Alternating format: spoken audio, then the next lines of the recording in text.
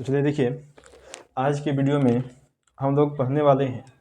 ठीक है, इसके पहले हमने आप लोगों को 3 गो वीडियो आपको हमने पढ़ा दिया है। ठीक है, 3 वीडियो तक आपको हमने बता दिया है और रासायनिक अभिक्रिया के बारे में बता दिया है। रासायनिक अभिक्रिया क्या होता है, ठीक है, इसके बारे में बता दिया है। ठीक है, रासायनिक अभिक्रिया कितने प्रकार का होता है, ठीक है, ये सारी चीज़ें हम लोगों ने पढ़ लिया है। और रासायनिक अभिक्रिया को यानी संतुलित और असंतुलित के बारे में भी हम लोगों ने पढ़ लिया है कि रासायनिक समीकरण को संतुलित है या फिर असंतुलित है, किस प्रकार से पहचानेंगे, यानी या फिर अगर असंतुलित है तो उसको संतुलित किस प्रकार से करेंगे, उसको भी हमने आपको बता दिया है। ठीक है, क्योंकि संतुलित और असंतुलित आपके एग्जाम में पूछा जाता है। ठीक है, हमेशा आपको 2 नंबर वाले प्रश्न में एक प्रश्न आपका रहेगा ही रहेगा कि रासायनिक अभिक्रिया को संतुलित करें। ठीक है, या फिर रासायनिक अभिक्रिया को संतुलित क्यों किया जाता है, ये प्रश्न भी आपसे पूछा जाता है। देखिए, प्रश्न है आपका, कह कि रासायनिक अभिक्रिया में कौन कौन सी सूचना प्राप्त होती है। ठीक है, कह रहा है कि जो रासायनिक अभिक्रिया होता है, उस रासायनिक अभिक्रिया में कौन कौन सा जो सूचना होता है, जो मैसेज मिलता है, वह कौन कौन सा सूचना हमें प्राप्त होता है। देखिए, जैसे मान लीजिए हम आपको लिखते हैं यहाँ पर H2 + O2 बराबर में बना दिया H2O। अब बताइए, ये देख कर आप बता सकते हैं कि इसमें क्या क्या सूचना हमें मिल रहा है।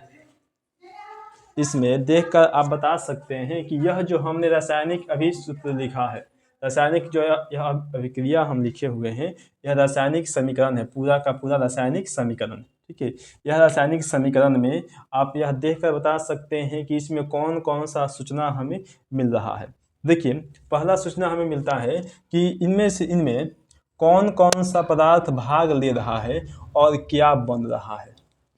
सबसे पहला सूचना हमें ये मिलता है कि यह जो रासायनिक समीकरण है, इस रासायनिक समीकरण में या फिर रासायनिक अभिक्रिया में कौन कौन सा पदार्थ भाग ले रहा है।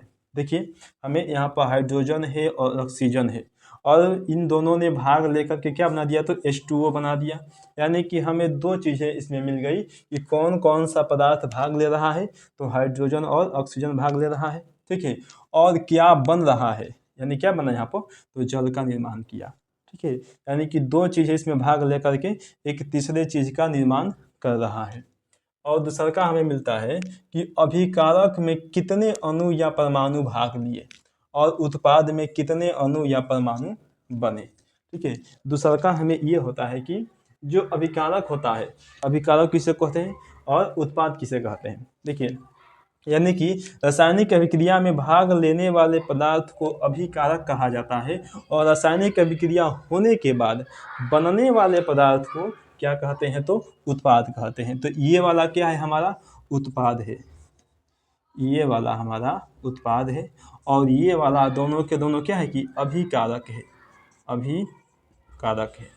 अब देखिए, वही कह रहा है कि अभिकारक में कितने अणु या परमाणु भाग लिए हैं।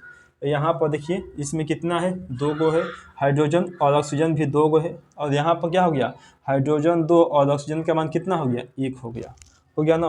यानी कि इस बात का हमें पता चलता है, और उत्पाद में कितने अणु या परमाणु बनते हैं। ठीक है, इस अभिक्रिया से हमें ये बातें पता चलती है। अब देखिए, आगे चलते हैं। आपका अगला प्रश्न है, ये कह रहा है कि किसी भी रासायनिक अभिक्रिया को संतुलित करना क्यों आवश्यक है। हमने पीछे अभी जो असंतुलित रासायनिक अभिक्रिया था, उसे हमने संतुलित करना सीखा था। तो ये वही प्रश्न पूछ रहा है कि जो रासायनिक अभिक्रिया है, उस रासायनिक अभिक्रिया को हम संतुलित आखिर करते क्यों है, आखिर इसकी क्या आवश्यकता है कि हमें संतुलित करना पड़ता है। ठीक है, अगर संतुलित नहीं करें तो क्या काम हो सकता है। देखिए, चलिए जानेंगे। कहता है कि द्रव्यमान संरक्षण के सिद्धांत का पालन कराने के लिए, कि द्रव्यमान संरक्षण के सिद्धांत का पालन कराने के लिए रासायनिक अभिक्रिया को संतुलित करना आवश्यक है।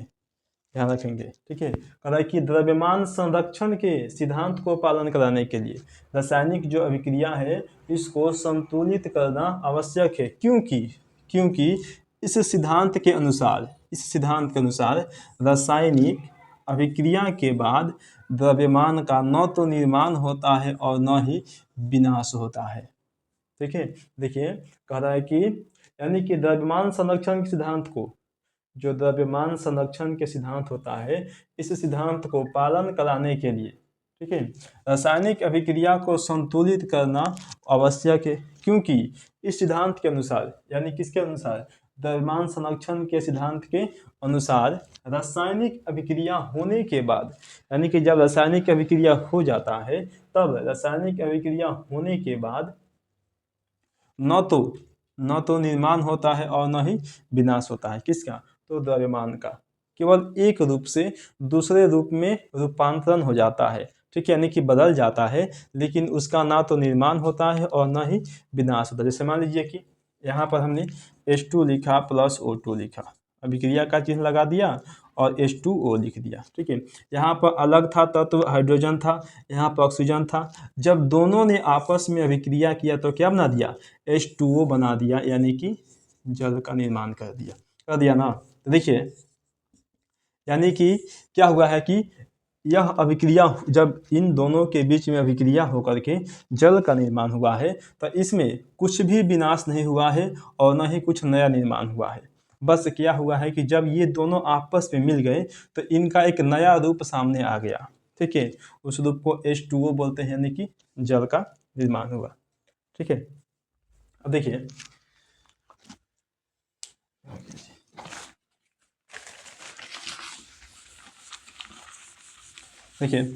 आपका एक और प्रश्न है, कह रहा है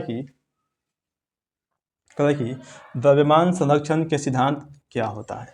देखिए लिखेंगे उत्तर कि इस सिद्धांत के अनुसार, इस सिद्धांत के अनुसार रासायनिक अभिक्रिया, इस सिद्धांत के अनुसार रासायनिक अभिक्रिया, ठीक है, रासायनिक अभिक्रिया होने के बाद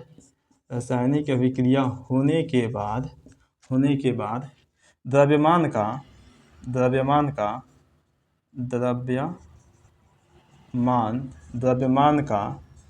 न तो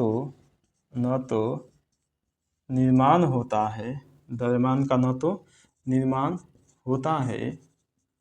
और न ही विनाश होता है।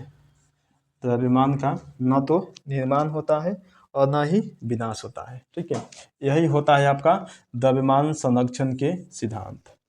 ठीक है, ये प्रश्न भी आपसे पूछे जाते हैं 2 नंबर के। ठीक है, लेकिन सबसे आपका जो महत्वपूर्ण सवाल है इनमें से ये वाला सवाल महत्वपूर्ण है। इसको कितनी बार पूछा हुआ है कि किसी भी रासायनिक अभिक्रिया को संतुलित करना क्यों आवश्यक है। ये सवाल बहुत ही महत्वपूर्ण है, क्योंकि इसको कितनी बार पूछा हुआ सवाल है। ठीक है, इसे भी याद रखेंगे साथ में कि द्रव्यमान संरक्षण का सिद्धांत क्या है। इसको याद रखेंगे तो ये भी याद हो जाएगा, क्योंकि ये इसी में से है।